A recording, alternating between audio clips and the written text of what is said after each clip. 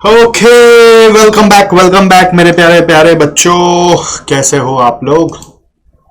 सब बढ़िया, मजेदार। आज हम लोग करेंगे एफएम दिसंबर 23 जो एग्जाम हुआ था उस पेपर का सॉल्यूशन। एग्जाम पेपर का सॉल्यूशन एक बहुत इंपॉर्टेंट पार्ट होता है आपके प्रिपरेशन का। चाहे आप जब भी एग्जाम दे रहे हैं, आपको एग्जाम पेपर का सॉल्यूशन देख के जाना चाहिए। पास्ट कम से कम 5 टर्म का। कितने टर्म का? पास्ट के 5 टर्म का। समझ गए? उसी इंपॉर्टेंस को ध्यान में रखते हुए हम आपको ये पेपर सॉल्यूशन करा रहे हैं। चक्कर क्या है कि इंस्टीट्यूट की तरफ से आंसर्स जो आता है वो कंप्लीट नहीं आता है, तो बच्चे समझ नहीं पाते कि फाइनल आंसर जो आ रहा है वो कैसे आ रहा है, क्या एजम्पशन लेके आ रहा है। जब आंसर बनाया गया तो कोई एजम्पशन ले लिया गया है, कुछ वर्किंग आप से हो नहीं रहा है क्योंकि पूरा सोल्यूशन नहीं है, तो करे क्या। तो उसी का तोड़ लेकर आते हैं। कई बार छोटा मोटा प्रिंटिंग एरर भी मतलब क्वेश्चन में होता है, या फिर कोई टेक्निकल एरर होता है, वो आप लोकेट ही नहीं कर पाते। तो हम आपको कोशिश करें कि वो सारा भी नॉलेज आपको दे दे थ्रू दिस पेपर। ओके, तो हम जो आपको पूरा बताएंगे वो पूरा सॉल्व करके बताएंगे, है ना। ये पेपर जो सॉल्व किया मैंने, आपको ये नोट्स डाउनलोड करना है by referring to the description of this video. अगर आप हमारे स्टूडेंट हैं तो अपने क्लास स्लाइड्स को रेफर करें, जहां पर हम आपको सारा क्लास नोट्स देते हैं, वहां पर ड्राइव लिंक को रेफर करें, क्लास नोट्स के लिंक को। और बाकी जो हमारे स्टूडेंट नहीं है वो भी ये पेपर सॉल्यूशन का मजा लेंगे, पूरा फायदा उठाएंगे by referring to Google drive link given with the video. ठीक, चलो तो आ जाओ आप। अब ये पेपर सॉल्यूशन जो हम कराते हैं उसको रेफर करने का तरीका क्या होता है। सबसे पहले आता है कि आपको पेपर एक बार अटेम्प्ट करके देखना चाहिए, उससे ज़्यादा फायदा होता है। अगर आप डायरेक्ट बिना पेपर अटेम्प्ट किए इसको देख रहे हो तो उतना फायदा नहीं होगा जितना फायदा आपको पेपर अटेम्प्ट करके देख के होगा। समझ गए? बिना देखे अगर खाली वीडियो सुनोगे तो फायदा नहीं होगा। मतलब आप अगर अभी मेरे साथ साथ भी पहली बार अगर पेपर खोल के मेरे साथ साथ वीडियो देख रहे हो तो उतना फायदा नहीं होगा। पूरा पेपर एक बार खुद से करके आके यदि आप इस पेपर को देखोगे तो बम फायदा होगा, बम्पर फायदा होने वाला है।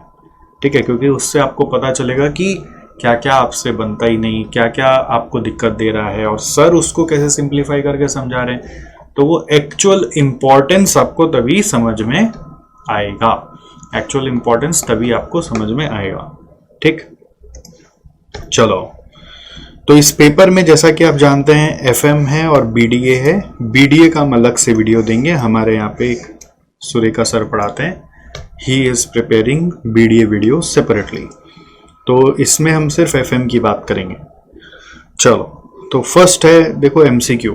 तो एमसीक्यू में यदि आप देखोगे तो बीडीए का सिर्फ 2 एमसीक्यू है, 3 एमसीक्यू है, बीडीए का 3 एमसीक्यू है, बाकी 12 एमसीक्यू जो है वो हमारा एफएम का है। तो हम पहला 12 एमसीक्यू को हैंडल करते हैं। एमसीक्यू के लिए नॉर्मली आपको 54 मिनट्स एग्जाम में डिवोट करना है। कितना मिनट्स? क्या ध्यान रखेंगे? 54 मिनट्स। उससे ज़्यादा आप डिवोट कर रहे हो तो कहीं ना कहीं एमसीक्यू आपका आगे का समय खा जाएगा। सेकेंडली, एमसीक्यू करते वक्त ये ध्यान रखना है कि पहला क्वेश्चन अगर हम पढ़ेंगे तो पहला क्वेश्चन पढ़ के अगर हमको आंसर आ गया तो हम टिक मार देंगे, नहीं आया तो हम ज़्यादा नहीं सोचेंगे, हम नेक्स्ट में जाएंगे। फिर नहीं आया तो ज़्यादा नहीं सोचेंगे, नेक्स्ट में जाएंगे। ज़्यादा समय नहीं देना है, मतलब हार्डली आपके पास 54 बाई अगर आप 15 करोगे तो 3 मिनट है, तो 3 मिनट एक एमसीक्यू को हम दे सकते हैं। 3.6 हम 3 ही मान रहे हैं, तो 3 मिनट ही आप एक एमसीक्यू को देंगे। नहीं हुआ आगे बढ़ जाएंगे। ठीक है, फिर पूरा 15 करके आएंगे, फिर वापस फर्स्ट से चालू करेंगे। जो बचा हुआ टाइम है 54 मिनट्स में उसको यूज करेंगे, और फिर जो ABCD समझ में आ रहा है नियरेस्ट उसको मार्क कर देंगे। The idea is to mark something at least if you don't no.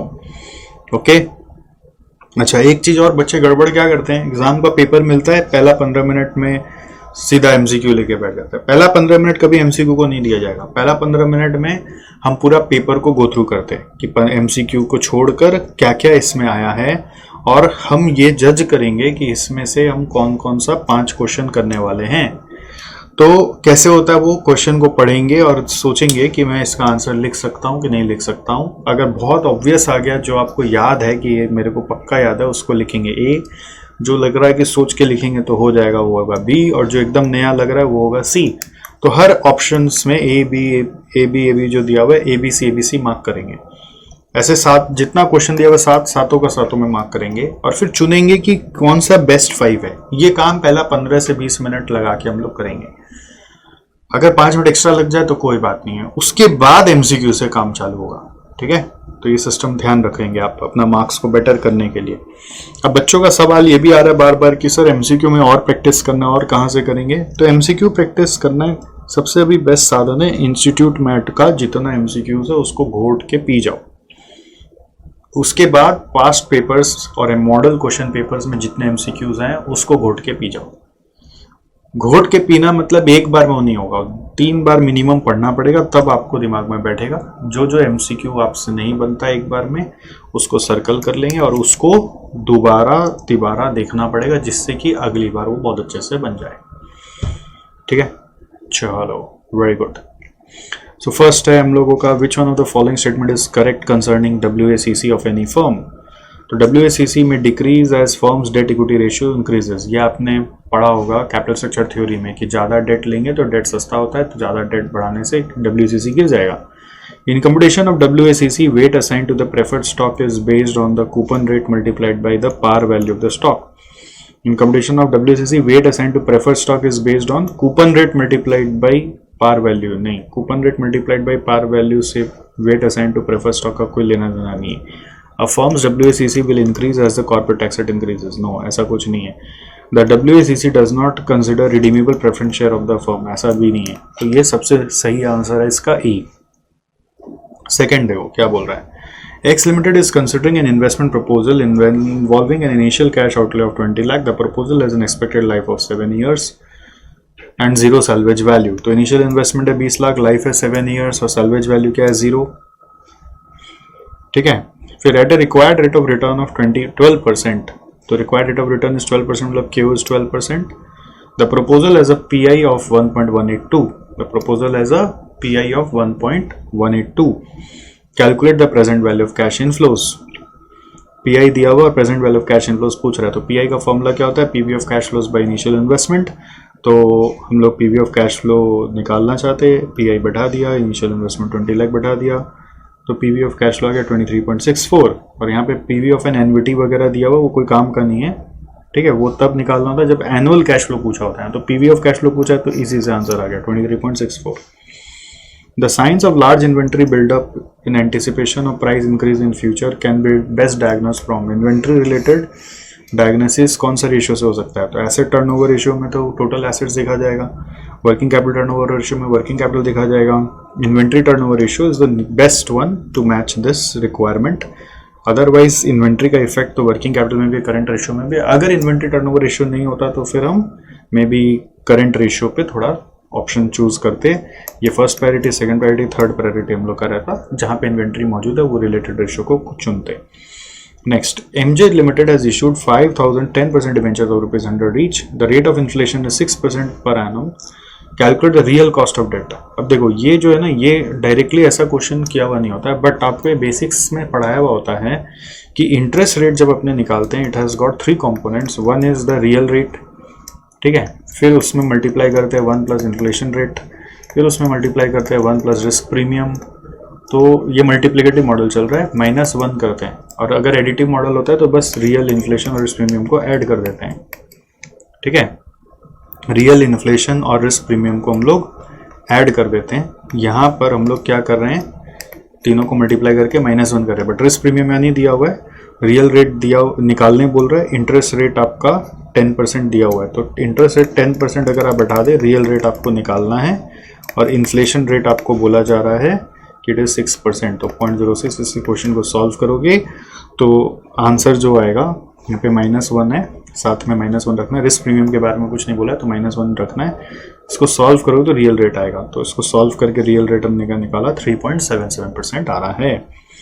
Next देखो, 5th नंबर क्या बोल रहा है। 5th नंबर बोल रहा है, commercial paper of the face value of ₹10 lakh is issued at 9,60,000 for a maturity period of 120 days, उसका annual cost of financing निकालना है। तो ये सब कुछ इंस्ट्रूमेंट्स ऐसे होते हैं जैसे commercial paper, T bill, governments के कुछ और जो रिस्क फ्री सिक्योरिटीज़ होते हैं, वो इशूड एट डिस्काउंट होता है, रिडीम्ड एट पार होता है।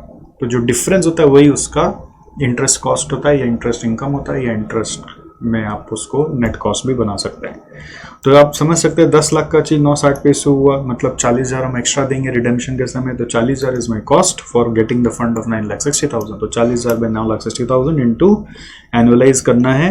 तो अब ये 120 डेज से करना है, मैच्योरिटी पीरियड इसका 120 डेज है। तो आप इसको एनुअलाइज करोगे, जैसे बेसिकली आप ऐसे सोच लो 40,000 पे 960 जो वो 120 दिन का है, तो एक साल का क्या होगा। तो एक साल का करने के लिए इंटू 365 या इंटू 360 ऐसा करेंगे। तो मैंने 365 से किया, ठीक है। 40,000 बाई 960 इंटू 365 बाई 120 करके आ रहा है 12.67 आ रहा है। तो 12.7 is the nearest and best answer, ठीक है। तो अब आपको अगर कोई भी नया लगता है ना तो उसको मार्क कर लेना है, जिससे कि आपको पता होना चाहिए, सब रिवाइज करना है वापस। अब मार्क करके कहीं नोट भी करके रखना पड़ेगा अपना समरी नोट्स में, जहाँ पर आपको ध्यान रहे कि इस पेपर का ये वाला एमसीक्यू वापस देखो।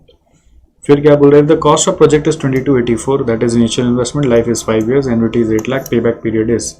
तो पे बैक पीरियड में एन्युटी मतलब बेसिकली डिस्काउंटिंग फैक्टर का कोई रोल नहीं है। यहाँ पे एन्युटी इज 8 लाख रुपीज दिया हुआ, तो इट इज यू कैन से एनुअल कैश फ्लो। तो एनुअल कैश फ्लो से पे बैक पीरियड बहुत इजीली निकलता है, विच इज 2284 बाई 8 लाख करके पे बैक पीरियड आ जाएगा। अब आंसर आ रहा है 2.855 ईयर्स। वो ऑप्शन देखो यहाँ पर 2 years वाला 3 ऑप्शन दिया हुआ है, तो उसको मंथ्स में कन्वर्ट करेंगे। 0.855 इंटू 12 करो, 0.855 इंटू 12 करोगे तो आंसर आ रहा है 10.26 यानी कि 11। तो 2 year 11 months is the answer. Next, if the annual demand of raw material is 20,000 units, the price per unit is 2। ये देखो ये ईओक्यू का क्वेश्चन आ गया। आपको लगता है ईओक्यू कहाँ से घुस गया, बट आपको पता होना चाहिए वर्किंग कैपिटल चैप्टर में एक यूनिट है आपका इन्वेंट्री मैनेजमेंट बोलकर, जिसमें मटेरियल कॉस्टिंग का ईओक्यू और स्टॉक लेवल्स का क्वेश्चन आ सकता है। तो वही आ गया और अच्छा खासा है। इस बार एक और क्वेश्चन आ गया। तो बहुत बच्चे क्या करते हैं पता है, ग्रुप 2 पहले देते हैं, फिर बोलते हैं हम ग्रुप 1 देंगे। क्यों करते हैं ऐसा मेरे को समझ नहीं आता है, कौन उनको ये सब सिखाता है। तो वो बेचारे ये सब क्वेश्चन में फंस जाते हैं, क्योंकि ये सब हम लोग क्लास में कराते नहीं, ये बोल के छोड़ देते हैं कि मटेरियल कॉस्टिंग में कराया हुआ वापस क्यों कराना है। खैर, तो ईओक्यू अगर आपको आता है तो बहुत ईजी है आपके लिए क्वेश्चन। 20,000 यूनिट्स ए का वैल्यू है, प्राइस पर यूनिट 2 है, ऑर्डरिंग कॉस्ट पर ऑर्डर 2,000 है। तो पहले क्या करते हैं ना हम लोग, हमेशा जो गिवन है उसको लिख लेते हैं। A purchase price per unit O, फिर carrying cost percent of average inventory 10% है। अब कैलकुलेट करना है number of orders based on EOQ. तो पहले यूक्यू निकालेंगे, तो 2 इंटू ए, वो ए इंटू ओ बाई सी होगा। तो 2 इंटू ए 20,000 है, ओ 2,000 है, डिवाइडेड बाई सी है 10% ऑफ 2। तो उसको सॉल्व करके आ गया 20,000। फिर उसके बाद हो गया नंबर ऑफ ऑर्डर्स निकालना है, तो ए बाई ईओक्यू करना होगा, ए बाई ईओक्यू करना है, तो इट इज इक्वल टू 1। तो आंसर आ रहा है 1 order, right. Next, if the average receivables are 3,25,000 and cash sales are 2,50,000, average collection period is 2 months, what is the amount of sales. Again sums करने का तरीका क्या है, एवरेज जो डेटा दिया हुआ पहले वो लिखो, फिर सोचो रिक्वायर्ड क्या है। पहले लिखा हुआ दिया हुआ कि एवरेज रिसीवेबल्स लिखा, फिर लिखा कैश सेल्स, तो कैश सेल्स लिख दिया। फिर आपको दिया हुआ collection period which is 2 months, वो लिख लिया। अब सोचना अमाउंट ऑफ सेल्स, तो अमाउंट ऑफ सेल्स में कैश सेल्स दिया है, मतलब it should be cash sales plus credit sales.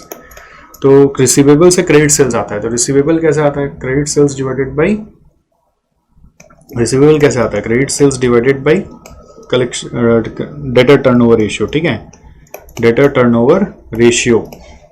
या फिर आप ऐसे भी बोल सकते हैं, इसका दूसरा तरीका होता है इनटू जो भी कलेक्शन पीरियड है डिवाइडेड बाई 12, अगर मंथ्स में तो 12।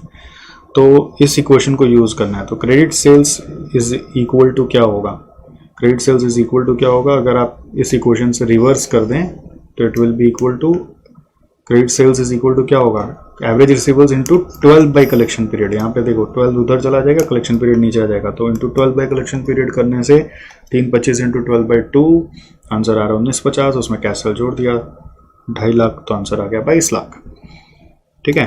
अब क्वेश्चन ये भी आता है बच्चों का कि सर एमसीक्यू सिंस 2 मार्क का है, तो इसका वर्किंग हम लोग को दिखाना है क्या, इसका मार्क्स मिलेगा कटेगा। तो इसके ऊपर है ना बहुत विवाद चल रहा है, अभी भी क्लियर नहीं है। अभी तक यही समझ में आ रहा है कि इसका वर्किंग हम लोगों को नहीं दिखाना है। अभी तक क्या समझ में आ रहा है? वर्किंग हम लोगों को नहीं दिखाना है। अभी तक तो ये समझ में आ रहा है वर्किंग हम लोगों को नहीं दिखाना है, बट बिना वर्किंग के आप सम करोगे कैसे, ये भी क्वेश्चन है। तो जहाँ वर्किंग का जरूरत नहीं है वहाँ मत दिखाओ, बट जहाँ जरूरत है हम तो ये कह रहे हैं कि आप कॉपी में प्रॉपरली लिख के कर लो ना इसको, जिससे कि कम से कम सम्स तो एक्यूरेटली बनेगा और कल को उसको वर्किंग देखना होगा तो देख भी लेगा।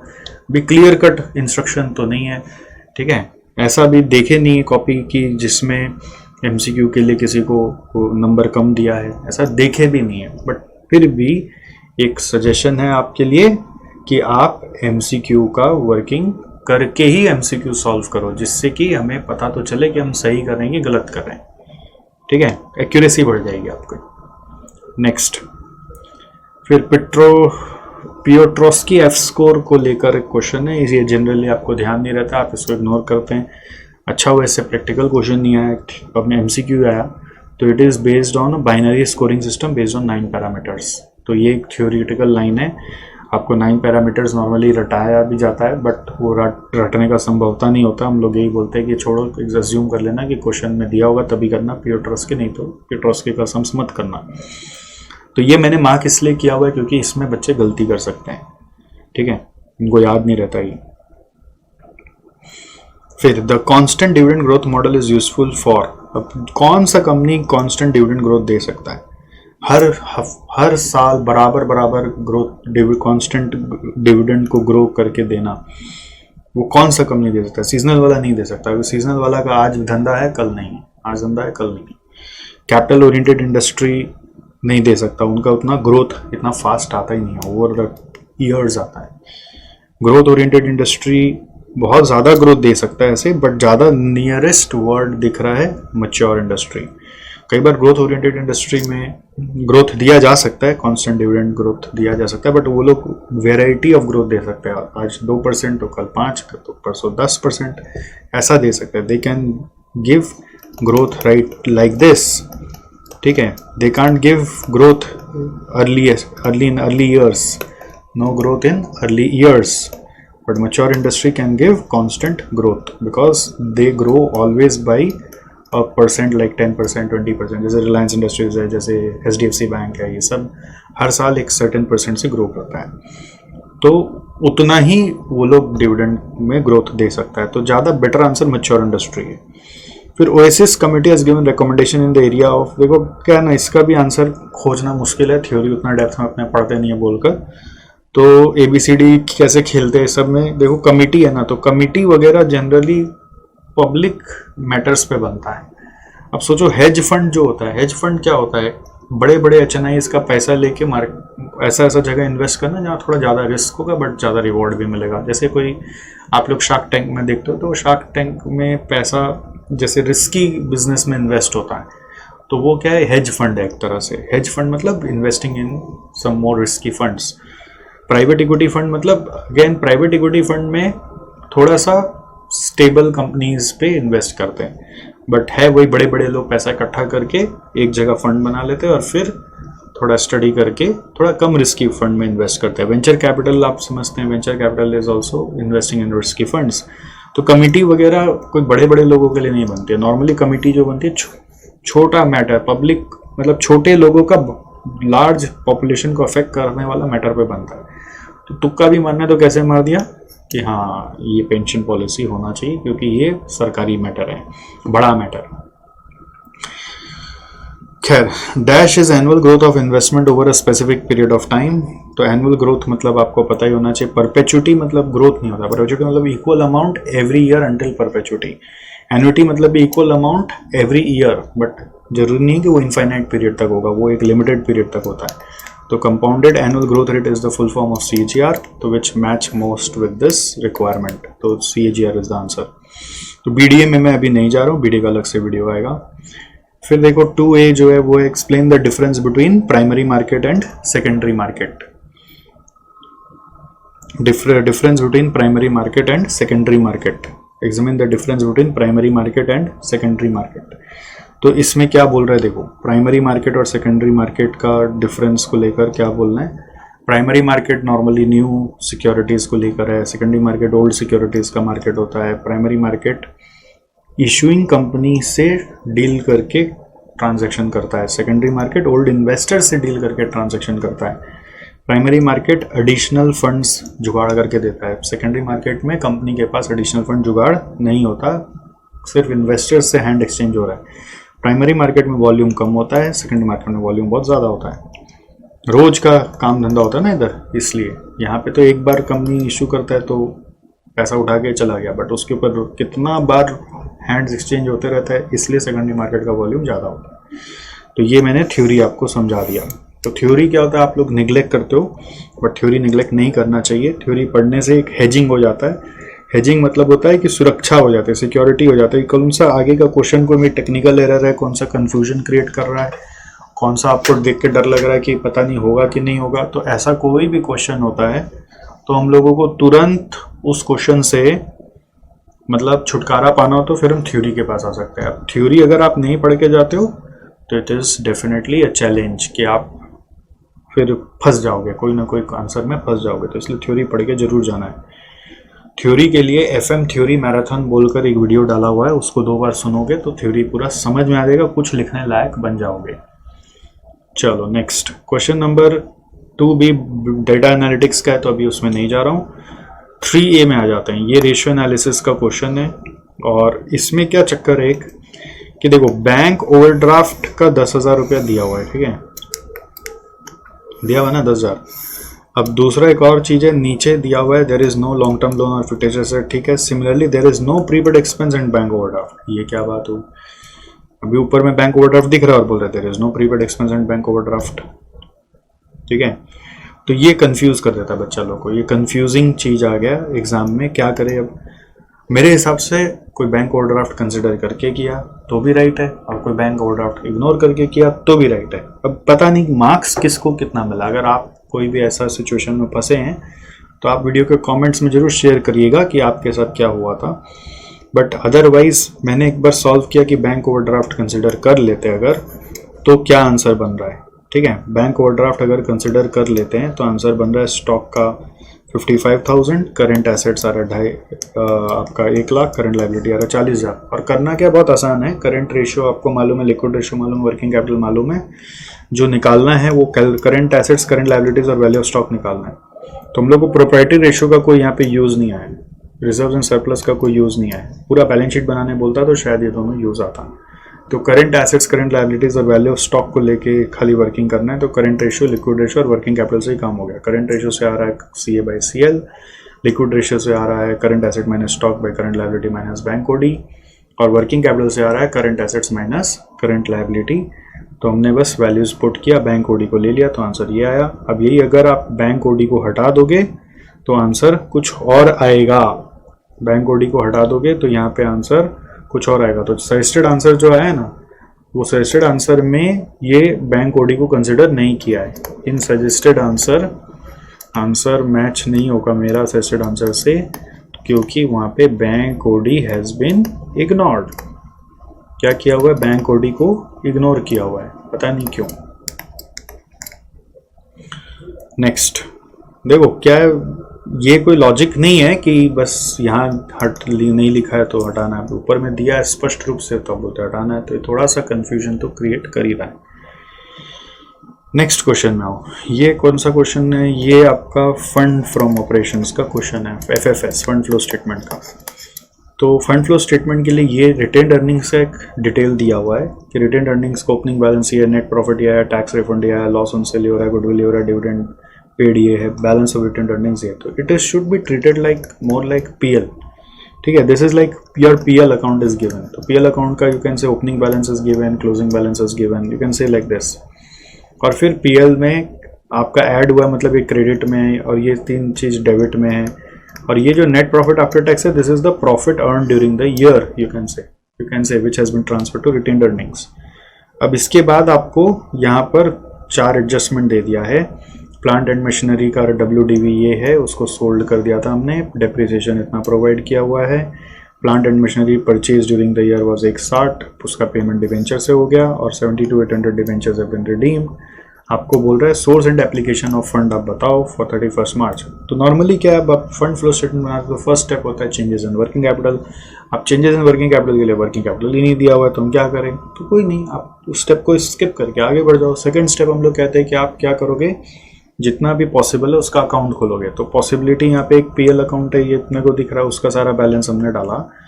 फिर हम लोग को प्लांट एंड मशीनरी को सेल करने बोल रहा है तो उसका अकाउंट हमने डाला।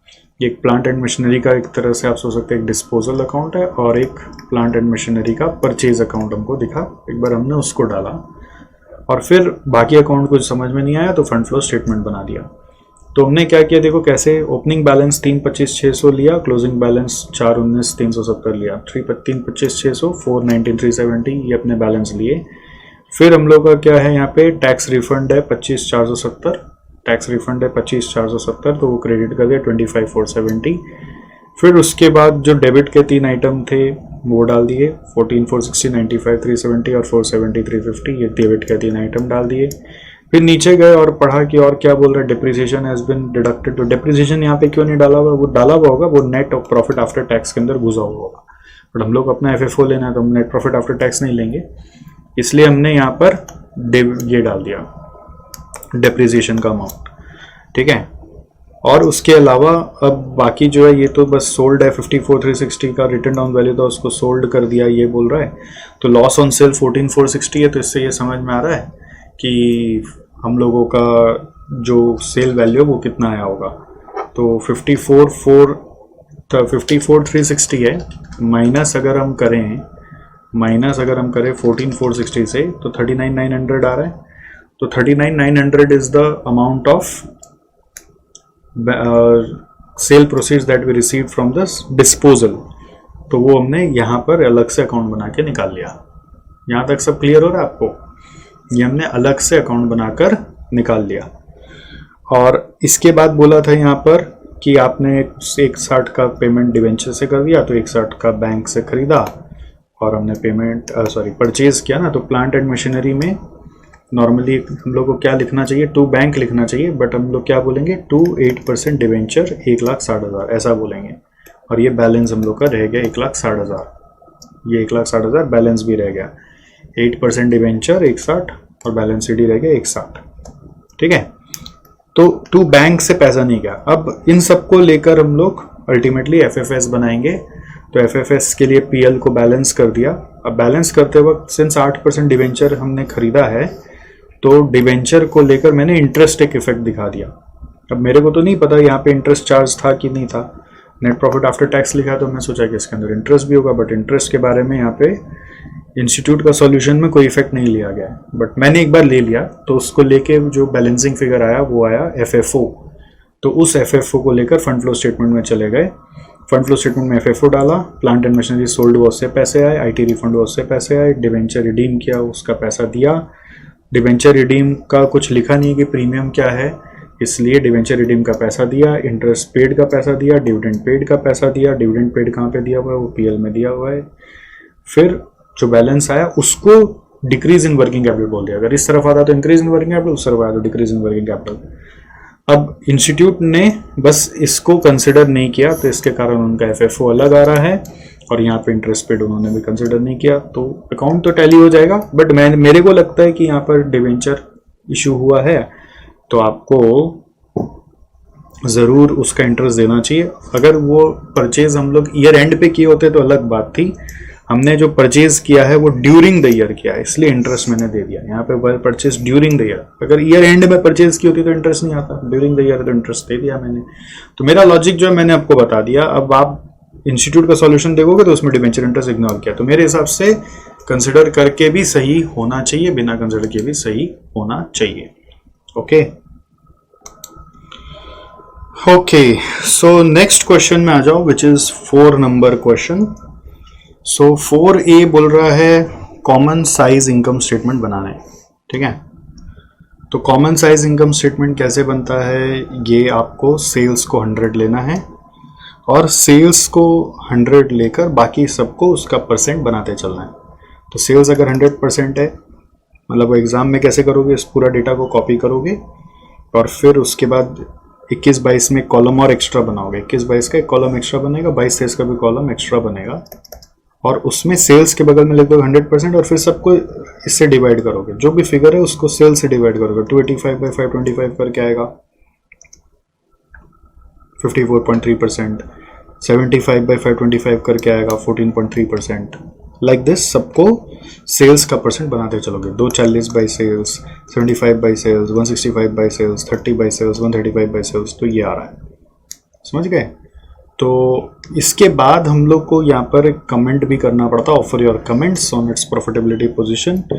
तो कमेंट्स आप इंक्रीज डिक्रीज करके ही समझा सकते हो कि भाई देखो यहाँ पर पहले जो COGS था वो 54.3% था, 47.8 हो गया, तो इसका मतलब आपने COGS पे काम किया, COGS और बेटर हो गया है, मीन्स आपका कॉस्ट एफिशिएंसी अचीव हुआ है कि परसेंट ऑफ COGS थोड़ा सा कम हुआ। It may be also due to presence of fix cost inside the COGS। ऐसा भी हो सकता है आप कुछ किए नहीं है, फिक्स कॉस्ट के कारण वो बेनिफिट आपको मिल गया है कि सेल्स बढ़ने के कारण COGS परसेंट घट गया, ठीक है, उसका इम्पैक्ट GP पे भी दिख रहा है। ऑपरेटिंग एक्सपेंस पहले के मुकाबले 1.7% से राइज किया है, और उसके कारण ओवरऑल इम्पैक्ट है कि ऑपरेटिंग प्रॉफिट बढ़ा है। इंटरेस्ट ऑन डिबेंचर्स जो है वो कम हो गया है, मतलब थोड़ा सा इंटरेस्ट डेट रीपेमेंट हो गया होगा, इसलिए इंटरेस्ट अमाउंट कम हो गया है, और प्रॉफिट बिफोर टैक्स ओवरऑल बढ़ा है, ठीक है। एक मैं बस ऐसे कंपैरेटिव भी बना के देख रहा था इंक्रीज डिक्रीज क्या हुआ है, हालांकि कॉमन साइज बनाना है तो आपको इस तरह का एनालिसिस का दरकार नहीं है। कमेंट जो करना है वो इसी के बेस पे करना है। आई होप आपने कमेंट सुन लिया होगा ठीक से। अब बस जो इंस्टीट्यूट का सॉल्यूशन में बता रहा है उसके हिसाब से आप लिख लेना। तो इस तरह का क्वेश्चन ऑलरेडी ये इंस्टीट्यूट मैट में है, तो ये आप हैंडल कर सकते थे, ठीक है। तो नथिंग बिग डील, कमेंट इसका बहुत टेक्निकल नहीं है, एक बार फिर से सुन लेना रिपीट करके, आपको समझ में आ जाएगा। हाँ, अब आ जाओ, नेक्स्ट क्वेश्चन है ये कॉस्ट ऑफ कैपिटल का। तो कॉस्ट ऑफ कैपिटल में यहाँ पर क्या बोल रहा है, देखो एक बैलेंस शीट का वर्किंग दिया हुआ है, नंबर ऑफ शेयर्स है। देखो हम लोग यहाँ पे ना ध्यान नहीं देते हैं कि ये अमाउंट है कि नंबर है, हम लोगों को ये लगता है कि ये अमाउंट है, नंबर ऑफ शेयर्स है, तो इससे इक्विटी शेयर कैपिटल का अमाउंट आना चाहिए जो आएगा 15 लाख रुपीज़ इन लैक्स। फिर 17% प्रेफरेंस शेयर्स में 20,000 इंटू 100 करेंगे तो आएगा 20 लाख। रिटेन अर्निंग्स का आएगा 5 लाख। फिर 7.5% डिवेंचर्स का 30,000 इंटू 100 करेंगे तो 30 लाख। 10% लॉन्ग टर्म लोन का है 10। तो ये सब जोड़ जाड़ के क्या आ रहा है, 15, 20, 5, 30 और 10, ये मिला के आ रहा है 80 lakh. Is it all right? फिर क्या बोल रहे हैं यहाँ पे, देखो the current market price of the companies equity share is 30, तो P0 30। पढ़ते जाओ, सिंबल्स लिखते जाओ, पेंसिल से लिखते जाओगे एग्जाम में। Expected dividend per share is D1 1.2 which is expected to grow at 5%, तो G is 5%.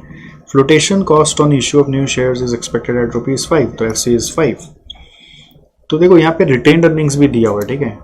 और रिटेन्ड अर्निंग्स का जब हम लोग को कॉस्ट निकालना होता है तो we find cost based on old price without flotation cost, और जब के यानी कि इक्विटी शेयर्स का निकालते हैं तो we find on the basis of net issue price which is 30 minus 5, 25 पे होगा। फिर क्या बोल रहा है, the preference share of the company which are redeemable at par after 5 years are currently selling at 90 per preference share. तो मैं क्या करते क्या, बगल बगल में वर्किंग करते क्या, के इज इक्वल टू क्या होगा, D1 दिया हुआ है 1.2 divided by net flotation cost के बाद शेयर प्राइस क्या रहा है 30 माइनस 5 करके 25 प्लस ग्रोथ रेट डाल दिया, और KR निकाल दिया जिसमें पुराना शेयर का प्राइस ले लिया 30 rupees.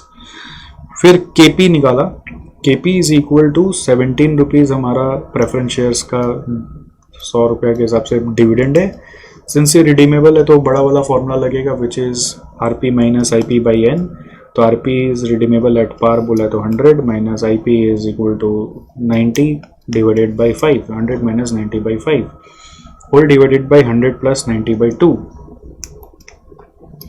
Whole divided by 100 plus 90 by 2 is equal to 19 by 95 is equal to 19 by 95 is equal to 20%। तो this is KP। तो ये KE है, ये KR है, ये KP है, ये KE है, ये KR है और ये KP है। फिर इसके बाद आ रहा है third, the debentures of the company are redeemable at 10% premium after 5 years and are quoted at 90 per debenture. तो इससे हमने केडी निकाल लिया। तो केडी में भी अगर आप देखोगे तो एक डिवेंचर वाला है, एक लॉन्ग टर्म लोन वाला भी है। तो लॉन्ग टर्म लोन वाला को मैंने KD of long term loan अलग रखा, उसमें कोई इन्फॉर्मेशन नहीं होता है नॉर्मली, उसमें होता है बस I इंटू 1-T। तो I इंटू 1-T, नीचे टैक्स रेट 20% दिया हुआ है, वो मैंने अभी तक पढ़ा नहीं आपके लिए, बट ये यहाँ पे दिया हुआ है टैक्स रेट इज 20%। उसके बाद बोला WACC निकालो, बुक वैल्यू मार्केट वैल्यू लेकर। सो इसको अब कैसे हैंडल करेंगे, देखो वापस से ध्यान दो कि हम लोगों ने पहला पार्ट में केई निकाल लिया, फिर KR भी निकाल लिया, दूसरा पार्ट पढ़ा तो KP निकाल लिया, फिर लॉन्ग टर्म लोन देखकर उसका KD निकाल लिया, और फिर हम लोगों ने डिवेंचर्स का भी KD निकाल लिया by using interest rate 7.5% into 1-T plus redemption premium minus issue price by N whole divided by RP plus IP by 2 करके आ गया। ठीक है, whole divided by RP plus IP by 2 करके आ गया। KD has come as 10%। तो what I have done after this is I have just taken the book values from here, 15, 20, 5, 30, 10 मिलाकर 80, 15, 5, 20, 10 और लोन मिलाकर 80 आ रहा है। ठीक है, क्लियर है, 80 दिख रहा है आपको। और फिर इन सब का मार्केट वैल्यू भी कॉरेस्पॉन्डिंग वे में ले लिया। Market value of equity share as you know is 30, तो 30 इंटू 1.5 लाख करें ना तो 45 लाख आ रहा है। तो नॉर्मली हम लोग अज्यूम क्या करते हैं, market value of equity is always a combined market value of equity share and retained earnings. तो इस 45 लाख्स को हमने दो पार्ट में तोड़ लिया इन द रेशियो ऑफ 3:1। ये रेशियो ना 15:5, इस रेशियो में मार्केट वैल्यू को ब्रेक कर दिया। तो 3:1 मतलब 3/4, 45 इंटू 3/4 और 45 इंटू 1/4, 3/4 1/4 करके आ गया 33.75 और 11.25। फिर प्रेफरेंस शेयर का आ गया, यहाँ पर 20 है और यहाँ पर आपका प्रेफरेंस शेयर का है 18 कैसे है, 90 रुपये करके वैल्यू, तो 90 इंटू 20,000 करेंगे तो 18। ठीक है, फिर डिवेंचर का 90 रुपीज़ के हिसाब से तो 27 और लॉन्ग टर्म लोन का वैल्यू नहीं दिया तो सेम रहेगा, जो बुक वैल्यू वही मार्केट वैल्यू है। और फिर जो KE था वो हमने सबका अलग अलग लिख लिया। इक्विटी शेयर का 9.8, रिटेन्ड अर्निंग का 9, प्रेफरेंस शेयर का 20%, 7.5% डिवेंचर्स, 10% लोन का 8% आ रहा है। जो भी ऊपर में वर्किंग किया था उस सबका वैल्यू ले लिया और फिर सॉल्व करके आंसर निकाला। तो ये आंसर आ रहा है 12.15 और 11.42। और अगर आप एक और तरीका से कर सकते हैं कि मार्केट वैल्यू पूरा इक्विटी का ही ले ले और रिटेन्ड अर्निंग्स में मार्केट वैल्यू 0 लेके सॉल्व करेंगे तो वर्किंग जो होगी वो 11.51% शो कर रही है। तो ये मैं इसलिए बता रहा हूँ कि इसका आंसर है ना इंस्टीट्यूट मैट से जो सजेस्टेड आंसर आया है इंस्टीट्यूट की तरफ से उससे मैच नहीं हो रहा है। इसका मैं आपको दिखा भी देता हूँ एक बार सजेस्टेड आंसर में क्या दिया हुआ है। देखो सजेस्टेड आंसर में दिया हुआ है 11.9 और 11.294 बुक वैल्यू के हिसाब से और मार्केट वैल्यू के हिसाब से। सो समहाउ 11.9 और 11.294 is not matching exactly here. ठीक है, अब उसका कारण क्या है मैं उतना R&D करने नहीं गया कि 11.9 कैसे आएगा, मैं यहाँ पे ही आपका बस करके छोड़ दिया। ठीक है, I hope you will allow me to leave it here.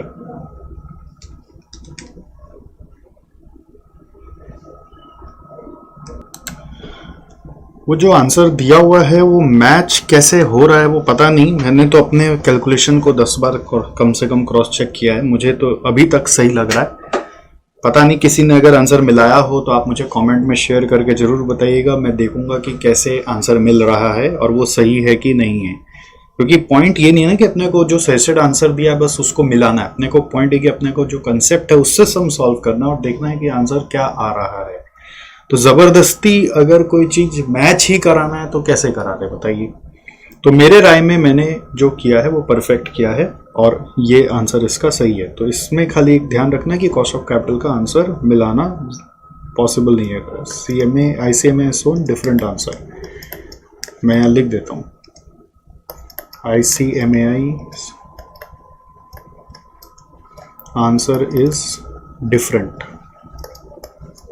ठीक है, क्या डिफरेंट है जाने दो, मेरे हिसाब से ये सही है। नेक्स्ट आ जाओ आप 5A। 5A का जो क्वेश्चन है इसको देख लो आप, what is given here, focus on this 5A। Company A wants to invest in a project, the life of which is expected to be 4 years। ये कैपिटल बजटिंग का क्वेश्चन हो गया। किसका क्वेश्चन हो गया? कैपिटल बजटिंग का question हो गया। Company A wants to invest in a project, the life of which is expected to be 4 years। The actual net profit is expected to be 20,000 after charging yearly depreciation of 16,000 in order to write off the capital cost of 64,000। देखो depreciation बोल रहा है 16,000 होगा एक साल का, तो capital cost को राइट ऑफ करना है वो है 64,000। 64,000 को 4 साल में राइट ऑफ करेगा तो 16,000 आएगा, तो उस लॉजिक से 16,000 पकड़ा है। और ये नेट प्रॉफिट जो दिया हुआ है it is after charging this depreciation, ठीक है, तो डेप्रिसिएशन अलग से माइनस नहीं करना है। Out of capital cost 40,000 is payable immediately in year 0 and balance in the next year and. तो ईयर 0 में जाएगा 40,000 और ईयर 1 में जाएगा 24,000। ईयर 0 में जाएगा 40,000, ईयर 1 में जाएगा 24,000।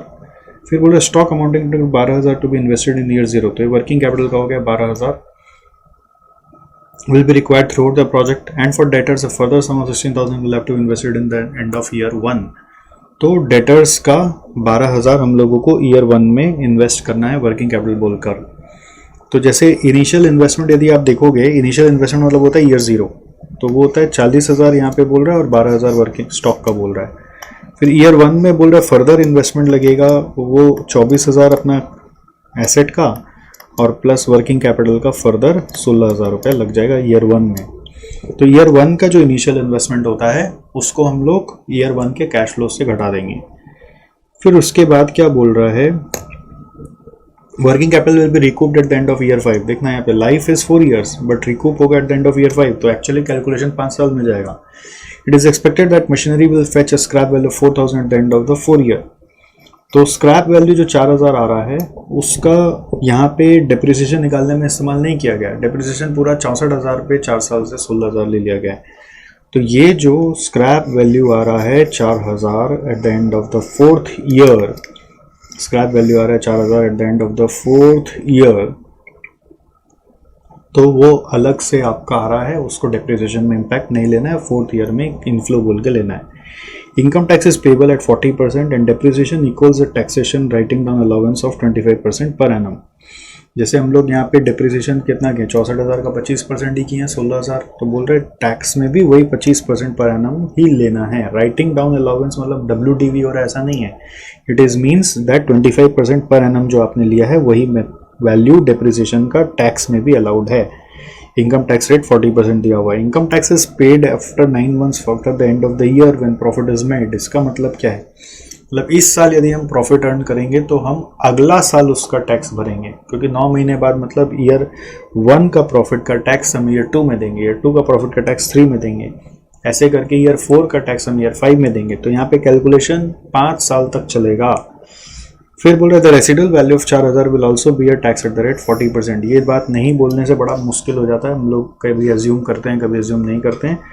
यहाँ पर जो रेसिडुअल वैल्यू उस पर टैक्स आएगा ही, बिकॉज WDV तो पूरा 64,000 से जीरो कर दिया गया 4 साल में 16,000 चार्ज करके, तो 4,000 जो है स्क्रैप वैल्यू का है और वो स्क्रैप वैल्यू पूरा कैपिटल गेन है और उसके ऊपर भी हम लोगों को टैक्स देने बोला जा रहा है at the rate of 40%।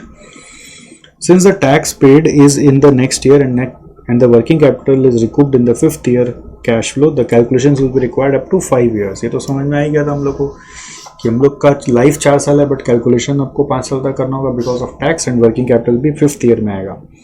Taking discounting factor of 10%, calculate NPV of the project and give your comments regarding it's acceptability. आपको डिस्काउंटिंग फैक्टर 1 2 3 4 5 का दिया हुआ है। तो सबसे पहले क्या होगा, आपको हमेशा कैपिटल बिल्डिंग का सम्स करने के लिए 3 पार्ट में सम्स को सोचना है। सबसे पहले सोचना है इनिशियल इन्वेस्टमेंट क्या है, सेकंड सोचना है डेप्रिसिएशन क्या है, थर्ड सोचना है एनुअल कैश फ्लोज क्या आ रहे हैं, उसके बाद कोई मेथड लगाना है।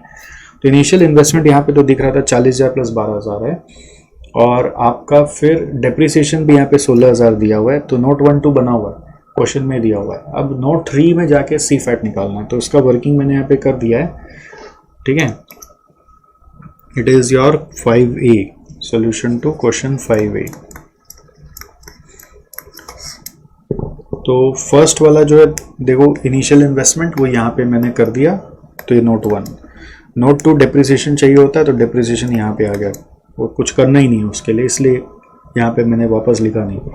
अब बाकी ईयर्स 1 2 3 4 5 का प्रॉफिट बिफोर टैक्स आपको दिया हुआ है, कितना दिया हुआ है देखो यहाँ पे। Net profit is expected to be 20,000 after charging एली डिप्रिसिएशन ऑफ 16,000। इसका मतलब ये पीबीटी है आफ्टर चार्जिंग डिप्रिसिएशन, तो 20,000 हमने चारों में डाल दिया, फिर टैक्स उस पर माइनस कर दिया तो पैट आ गया, फिर ऐड बैक कर दिया डिप्रिसिएशन।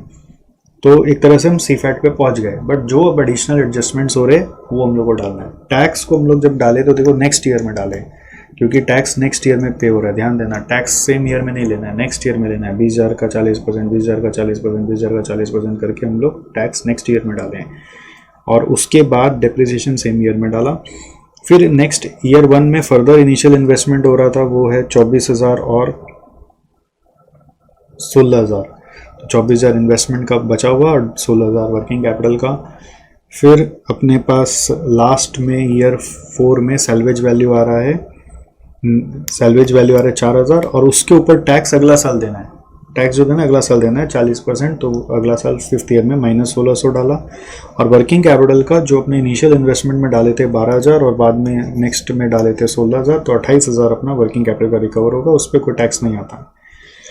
तो ईयर 5 में वर्किंग कैपिटल आया, ईयर 5 में टैक्स इम्पैक्ट आया, तो अब बस नेट कैश फ्लो किया, प्रेजेंट वैल्यू फैक्टर दिया हुआ था, टोटल प्रेजेंट वैल्यू ले लिया, इनिशियल इन्वेस्टमेंट 52,000 हम लोग यहाँ पे देख लेते, 40 + 12 से माइनस किया तो एनपीवी आ गया। तो as NPV is positive, project should be accepted. As NPV is positive, project should be accepted. Project should be accepted. As NPV is positive, क्या बोलोगे? Project should be accepted. Next 5B में क्या बोल रहे हैं? 5B फिर capital budgeting का ही question है। कैपिटल बजटिंग से काफी क्वेश्चंस आए इस बार। सो कैपिटल बजटिंग का पूरा 5 नंबर क्वेश्चन भर के रखा हुआ है, 5B पूरा रखा हुआ है, ठीक है। 5A B दोनों पूरा, मतलब 5 नंबर कैपिटल बजटिंग के नाम है। और ऊपर में भी अगर आप देखोगे तो कैपिटल बजटिंग का MCQs भी था, है ना। तो कैपिटल बजटिंग से इस तरह से काफ़ी क्वेश्चंस आ गए। अच्छा, ये वाला क्वेश्चन में क्या बोल रहा है देखो, ये बोल रहा है 2 मशीन है, एक का लाइफ 12 साल है, दूसरा का लाइफ 6 साल है। प्रीमियम का 12 साल है, स्टैंडर्ड का 6 साल है। आपको परचेज प्राइस दिया है, scrap value eight the end of the life दिया हुआ है, overhauling is due eight the end of 8th year and 4th year दिया हुआ है। ओवरहॉलिंग कॉस्ट 8 लाख 4 लाख लगेगा, एनुअल रिपेयरिंग एक्सपेंस है, कॉस्ट ऑफ कैपिटल 14% है। ऐसे सब में टैक्स रेट देने से और मजा आता है, बट टैक्स रेट नहीं दिया हुआ है, सम को ईजी किया हुआ है। आपको प्रेजेंट वैल्यू फैक्टर 14% के हिसाब से 4, 6, 8, 12, 1 to 6, 1 to 12 का दिया हुआ है। आपको बोल रहा है कौन सा मशीन रेकमेंड करोगे आप बताओ। तो सिंस ये अनइक्वल लाइफ है तो EAC से जाएंगे, और EAC निकालने के लिए हम लोग total present value of cash flow को एन्युटी फैक्टर से डिवाइड करते हैं। तो ईयर 0 में प्रीमियम में क्या हो रहा है, 40 लाख आउटफ्लो हो रहा है। ईयर 1 to 12 का रिपेयरिंग कॉस्ट जा रहा है 4 लाख, 40 लाख जा रहा है। 1 to 12 का 4 लाख जा रहा है।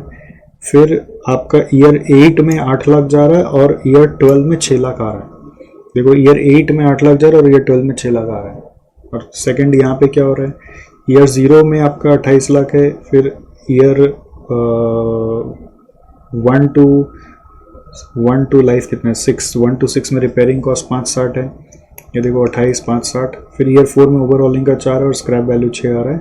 डिस्काउंटिंग फैक्टर आपको नीचे में दिया हुआ था तो उसको उठा के लिख दिया, और प्रेजेंट वैल्यू निकाल के टोटल किया। EAC निकालने के लिए क्या करना पड़ता है, you have to take present value of cash flows divided by annuity factor from year, for year 14% है till the life of the project। तो life of the project यहाँ पे 12 साल है, तो 1 to 12 वाला ये वाला एन्युटी फैक्टर से डिवाइड होगा, और यहाँ पे 1 to 6 वाला ये वाला एन्युटी फैक्टर से डिवाइड होगा। हम लोगों का एक हैबिट होता है कि हम सारा एन्युटी फैक्टर को टोटल करके उससे डिवाइड करते हैं, बट इस सब में वैसे मत करना, क्योंकि यहाँ पर हम लोग 1 to 12 को कॉमन कॉस्ट को ऐसे ले लिए, फिर ईयर 8 वाला को अलग से ले लिए, ईयर 12 वाला को अलग से ले लिया। हम लोग वैसे नहीं गए हैं कि ईयर 1 2 3 4 5 6 7 8 9 10 11 12 का कॉलम्स बनाया और उसी में सारा कैश फ्लोज लिखा। फिर जो बीच में एक ईयर आ गया ईयर 8, उसका कैश फ्लो 8 को एडजस्ट करके नेट निकाला, वैसे नहीं किए। तो 1 to 12 में रिपेयरिंग कॉस्ट डाल दिए, फिर 8 का अलग से डाले, 12 का जो इफेक्ट है अलग से डाले बोलकर आप ये तीनों एन्युटी फैक्टर को जोड़ने मत जाइएगा। आपको सिर्फ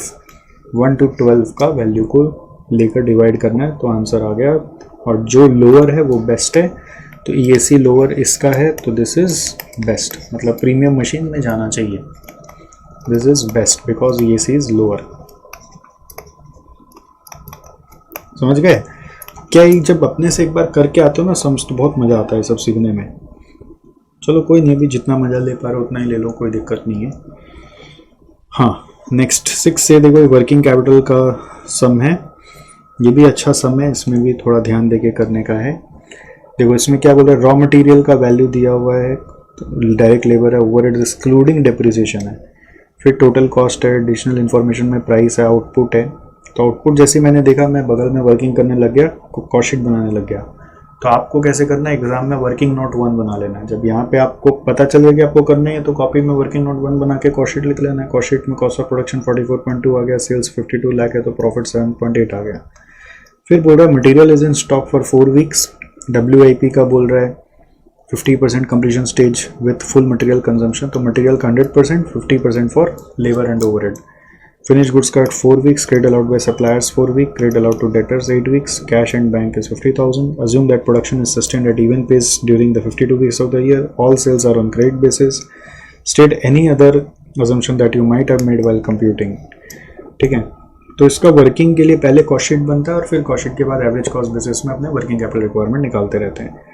तो कॉस्ट शीट ऊपर में यहाँ बन गया था तो मैं वापस से नहीं किया। रॉ मटेरियल का फिर अपने वर्किंग कैपिटल रिक्वायरमेंट का स्टेटमेंट बनाएंगे, उसमें पहले लिखेंगे करंट एसेट। करंट एसेट में पहला आइटम होगा raw material stock. Raw material stock के लिए जो मटेरियल कंजम्पशन है 20,80,000 इंटू मटेरियल का 4 वीक्स का अमाउंट है तो इंटू 4/52। WIP स्टॉक है तो WIP का मटेरियल का 100% है तो 20.8 रहेगा, उसका COP निकालना पड़ेगा। मटेरियल होगा 100% तो 20.8 और लेबर और ओवरहेड का 50% लेना है तो 7.8 और 15.8 का 50%, 7.8 प्लस 15.6 ये दोनों 23.4, तो 23.4 का 50% करोगे तो आ रहा है 11.7, 20.8 प्लस 11.7 करोगे तो आ रहा है 32.5। तो ये 32.5 पे WIP होगी 2 वीक्स के लिए, इंटू 2/52 करोगे, आंसर आ रहा है 1.25।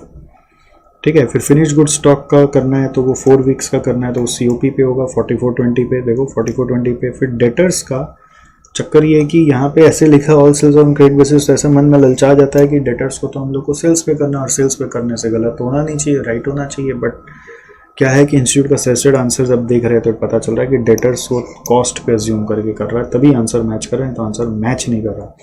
तो ये लाइन लिख के गुमराह किया, ठीक है, ये लाइन लिख के गुमराह किया। बट ऐसा लगता है इसको पढ़ के कि सेल्स पे करना चाहिए, बट कॉस्ट पे कर दिया। तो मेरे हिसाब से सेल्स पे भी राइट होना चाहिए था, रॉन्ग नहीं होना चाहिए। अगर रॉन्ग किया है तो ये मतलब जाती है, इंस्टीट्यूट की जाती है बच्चों के साथ कि अपना आपका क्लैरिटी नहीं है क्वेश्चन में और आप बच्चों का फिर रॉन्ग कर रहे हो, गलत। बाकी फिर कैश आ गया, फिर क्रेडिटर्स का जो परचेज मटेरियल का कंजम्पशन है उसी पे करेंगे, assuming consumption is equal to purchase. मतलब ये एग्जिस्टिंग कंपनी अज्यूम कर लेंगे, consumption is equal to purchase assume कर लेंगे, तो 2080 पे ही क्रेडिटर्स कर लेंगे, तो आंसर आ गया हमारा। तो मेन चीज़ क्या है, डेटर्स को कॉस्ट पे अज्यूम किया गया है। मेरे हिसाब से सेल्स पे भी यहाँ पे हो सकता था, बट मेरे हिसाब से, मेरा चले तो बात अलग है, मेरे हिसाब से मैं अगर एग्जामिनर होता तो मैं पूरा नंबर देता आपको। 6B ये मटेरियल कॉस्टिंग का क्वेश्चन है, ये आप लोग मटेरियल कॉस्ट में किए हुए होते हो। इसमें आपको अलग अलग रेंज ऑफ ऑर्डर क्वांटिटी दिया हुआ है, उसका प्राइस पर केजीज बता रहा है। एनुअल रिक्वायरमेंट यानी A दिया हुआ 8000 kg, ordering cost per order यानी कि O दिया हुआ है 12, stock holding cost is estimated है 20%, तो ये आपका C दिया हुआ है, and that is 20% of material cost per annum. Question बोल रहा है मोस्ट इकोनॉमिकल ऑर्डरिंग क्वांटिटी निकालो। तो नॉर्मली इसको √2 AO/C से क्यों नहीं कर पा रहे हैं, बिकॉज A मालूम है, O मालूम है, C का 20% मालूम है, बट 20% परचेज प्राइस पे लगता है, तो कौन सा परचेज प्राइस पे लगेगा, इतना सारा परचेज प्राइस है, इसलिए ये C नहीं आ पा रहा। बोलकर इसको हैंडल करने का तरीका ये होता है कि यहाँ पर अपने जितना रेंज दिया हुआ है सबका अलग अलग प्राइस है, तो हर रेंज पे हम लोग अपना मन से एक आर्बिट्ररी क्वांटिटी मान के उसके ऊपर टोटल कॉस्ट निकाल कर चेक करेंगे किधर लीस्ट आ रहा है। तो लेस देन 500 पे आप कोई भी मान सकते हो, 100, 200, 300, 400 कुछ भी मान सकते हो, और बाकियों में फिक्स है 500, 1600, 4000, 8000, जो लीस्ट है जिससे इस रेंज का कंडीशन मीट हो जाएगा उसको मानेंगे। तो इसको लेकर मैंने एक कैलकुलेशन लगाया कि फर्स्ट वाले से 100 मान लिया, बाकी सबसे जो नॉर्मली मानना चाहिए वही माना। फिर परचेज कॉस्ट निकाला which is annual requirement 8000 kg into respective purchase price, तो ये आ गया, परचेज कॉस्ट आ गया। फिर टोटल ऑर्डरिंग कॉस्ट के लिए नंबर ऑफ ऑर्डर्स निकाले। नंबर ऑफ ऑर्डर्स कैसे आते हैं, A/Q करके नंबर ऑफ ऑर्डर्स आते हैं इनटू कॉस्ट पर ऑर्डर करा।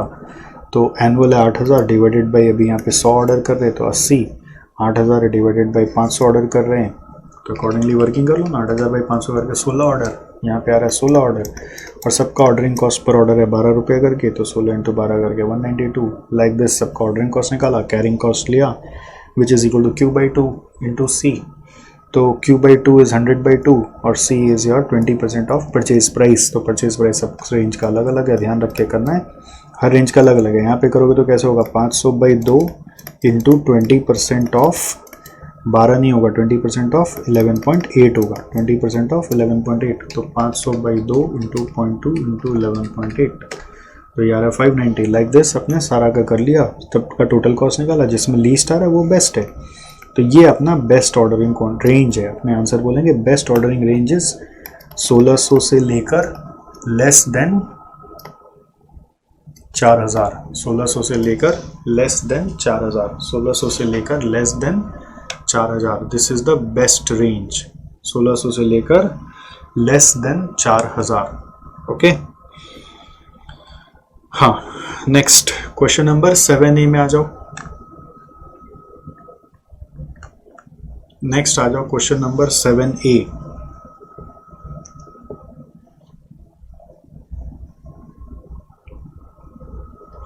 सो व्हाट इज 7A सेइंग?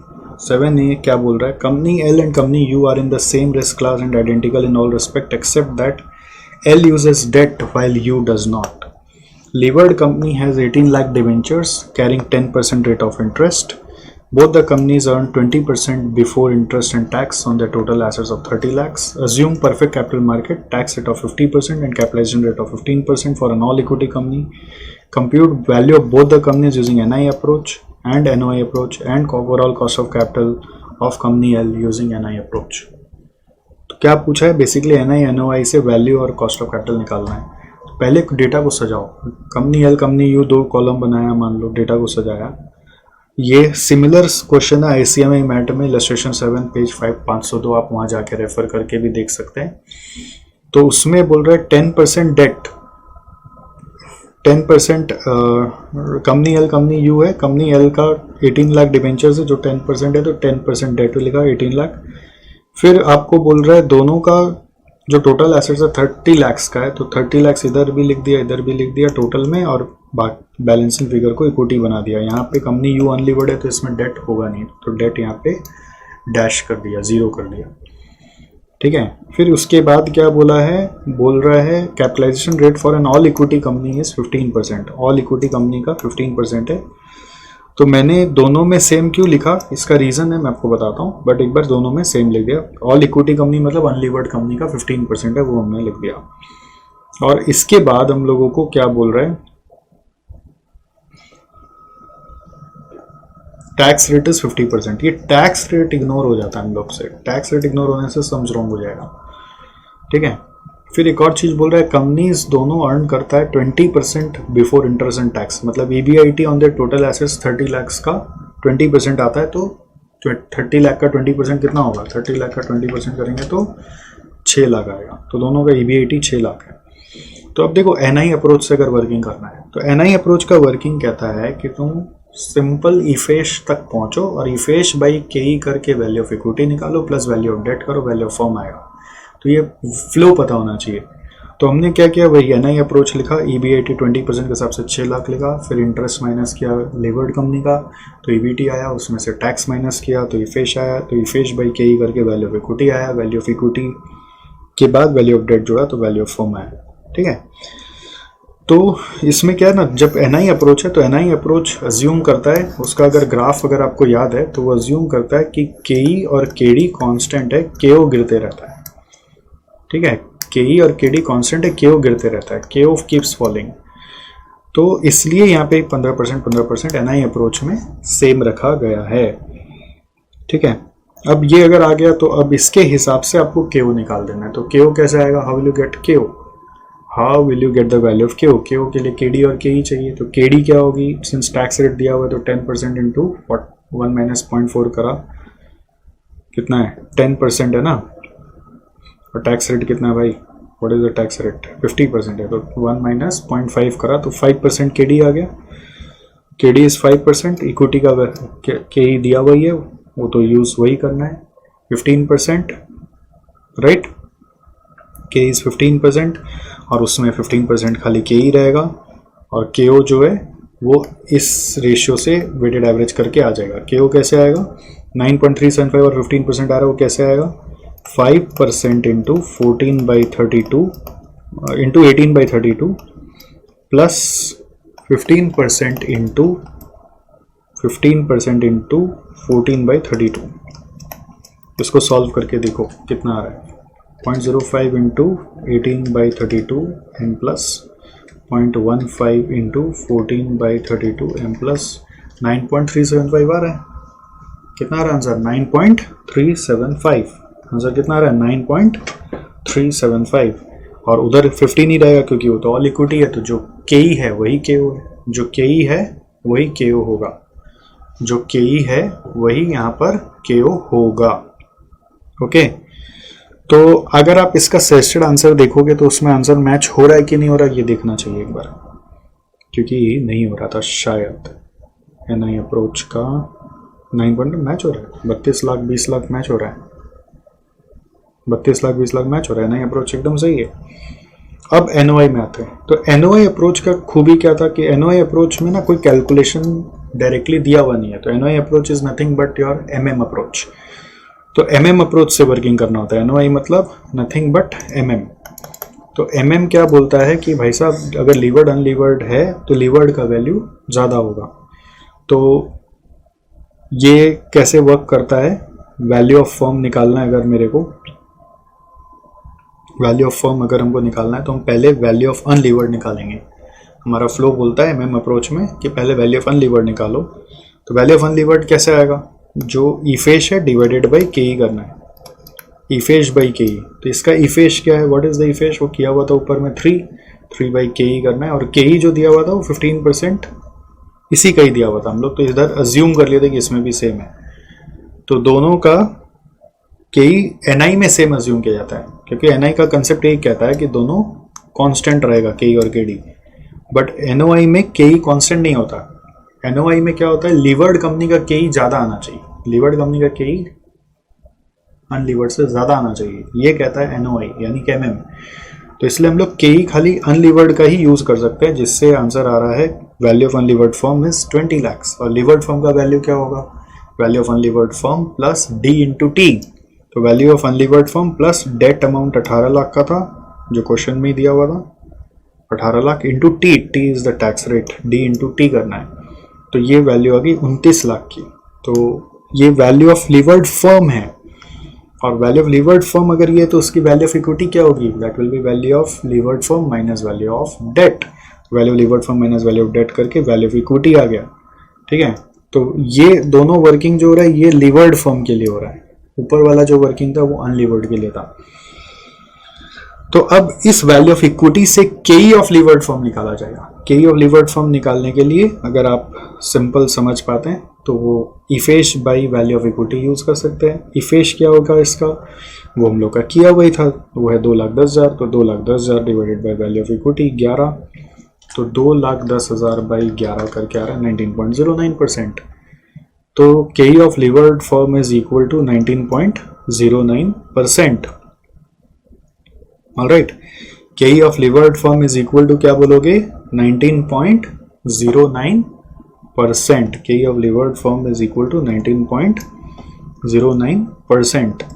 देखो केई ज्यादा आया और नियम के हिसाब से ज्यादा आना चाहिए। एनओआई अप्रोच यही कहता था, अगर आप उसका ग्राफ याद करें तो एनओआई अप्रोच का ग्राफ कहता है कि भाई साहब केडी कांस्टेंट रहेगा, केई जो है वो बढ़ते रहेगा, जिसके कारण केओ कांस्टेंट हो जाएगा। तो जिसका लीवर्ड फर्म है उसका केई ज़्यादा आना चाहिए, तो ज़्यादा आ गया 19.09, और केडी हम लोग को लीवर्ड फर्म का मालूम है वो है 5%, और इन दोनों से अपने को अब केओ निकालना है। तो केओ के लिए डेट और इक्विटी का रेशियो चाहिए, तो डेट का वैल्यू 18 लाख, इक्विटी का वैल्यू 11 लाख, तो 18 और 11 by total value of firm 29 करके देगा तो आंसर आ रहा है 10.34। और इधर आंसर क्या दिया हुआ है, ये देखो, ये रॉन्ग दिया हुआ है यहाँ पे, ये रॉन्ग है, 100% रॉन्ग है, कोई इसमें सोचने का बात ही नहीं है। कोई 20 निकाल के बैठा हुआ मतलब तो गलत कर रखें। और इसका प्रूफ है इंस्टीट्यूट का mat, page number 502, illustration number 7, आप जाके देखिए, यही सेम सम है, बस फिगर क्या है, उधर आधा किया हुआ है शायद, या इधर आधा या उधर आधा, ऐसा कुछ है। तो आपको समझ में आ जाएगा, एकदम सेम चीज़ है और ये एकदम ऑब्वियस वे से आपको वर्किंग करना है। सजेस्टेड आंसर जबरदस्ती तो नहीं मिलाना ना, आपको रॉन्ग दिया हो तो रॉन्ग ही मानेगा भाई, राइट। नेक्स्ट 7B क्या कह रहा है, 7B लिवरेज का एकदम आसान सा क्वेश्चन है, आप लोग आराम से कर सकते हो। उसमें बैलेंस शीट दिया हुआ है आपको, टोटल एसेट टर्नओवर दिया हुआ है, तो टोटल एसेट अगर 4 लाख है तो टर्नओवर आ जाएगा, टर्नओवर मतलब सेल्स आ जाएगा, तो सेल्स आ जाएगा 12 लाख। फिर ऑपरेटिंग कॉस्ट फिक्स्ड वाला 2 लाख दिया हुआ है, वेरिएबल रेशियो दिया हुआ है 40%, तो इससे इनकम स्टेटमेंट बन जाएगी। सेल्स वेरिएबल कॉस्ट मालूम है तो कंट्रीब्यूशन आया, माइनस फिक्स कॉस्ट किया तो EBIT आया। फिर यहाँ पे इंटरेस्ट दिया हुआ है तो EBT आ जाएगा, टैक्स रेट दिया हुआ तो EAT आ जाएगा, और सब जब आ जाएगा तो DOL DFL DCL निकालने में कितना देर लगेगा, कुछ नहीं।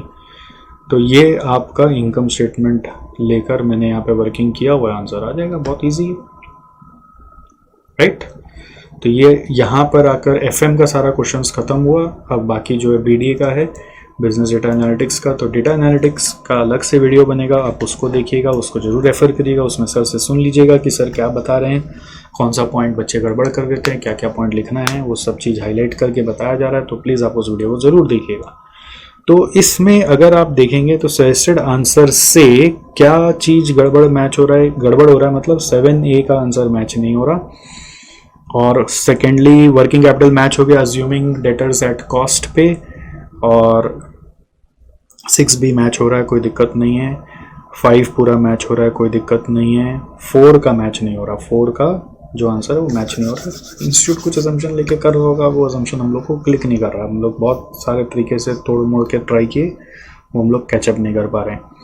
4A का आप प्लीज़ कमेंट्स ज़रूर देख लीजिएगा, कमेंट्स बहुत रेलेवेंट हो सकता है आपके लिए।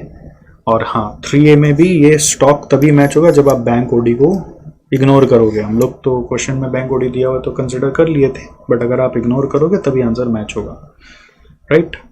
बस इतना ही है। अब ये सब जो विडंबनाएं हैं, एक प्रॉब्लम है यहाँ पर कि ये जो इंस्टीट्यूट का आंसर अलग आता है और हम लोग का आंसर अलग आता है, तो सर हम लोग कैसे पढ़ें, ये बहुत बड़ा एक प्रॉब्लम चल रहा है बच्चों के दिमाग में कि उसको कैसे टैकल करें। इसको कुछ नहीं, जो सही है वही करना है। उसके कारण सर नंबर कट गया तो नंबर, आप ऐसे मत सोचो 100 मार्क का पेपर है, आपको 60 लाना है तो एग्जाम्प्ट हो, आप 40 मार्क सोचो ऐसे ही जाएगा। प्रिपरेशन इस लेवल पे करके जाना है कि इसके बावजूद हमारा 60 से ऊपर आना चाहिए। और थोड़ा बहुत अगर उन लोगों ने काटा है तो वो कुछ कर नहीं सकते। अब ये बदमाशी है जाती इंस्टीट्यूट की, अपन क्या कर सकते हैं। और करते हैं कुछ चक्कर, लोग दिमाग लगाते नहीं है अपना, और वो खाली बस मिलाते हैं और आंसर वैसे ही आता है। तो अपन कुछ कर नहीं सकते यार, इसमें इंस्टीट्यूट को भी कुछ बोल के फ़ायदा नहीं है, क्योंकि ये प्रॉब्लम इंस्टीट्यूट कैसे ठीक करेगा, कब ठीक करेगा पता नहीं। और क्या ह्यूमन एरर्स है, ये इतना ऑपरेशंस चल रहा है और हम लोग ये सब चीज़ पे उतना फोकस नहीं कर रहे हैं, 100% 6 सिग्मा क्वालिटी पे फोकस नहीं कर रहे हैं। फोकस करना चाहिए, उनका यही कहना है, इतना काम होता है, ये गलती हो जाता है। जैसे आप भी जब ऑफिस में जाओगे ना, तो आपसे भी कुछ मिस्टेक होगा तो आप भी यही बोले सर इतना काम करते थोड़ा मिस्टेक हो जाता है तो क्या है। बट ये जवाब सही नहीं है ना, इतना काम करते मिस्टेक हो जाता तो 6 सिग्मा ऑपरेशंस लाना पड़ेगा। ठीक है, इवन सी इंस्टीट्यूट में भी प्रॉब्लम है, हर साल कुछ ना कुछ निकल के आता है, वहाँ पर भी बहुत बवाल होता है, बट कुछ नहीं कर सकते। चलो, thank you so much, I will see you soon. ठीक है, एक FM थ्योरी मैराथन वीडियो है, ज़रूर उसको 2 बार सुनिएगा, बहुत काम का मैराथन है ना। और बाकी यूट्यूब पे बने रहिए, और भी पेपर्स के सॉल्यूशंस हैं, सारा देखिए ज़रूर, बहुत काम का है आपके यहाँ। ओके।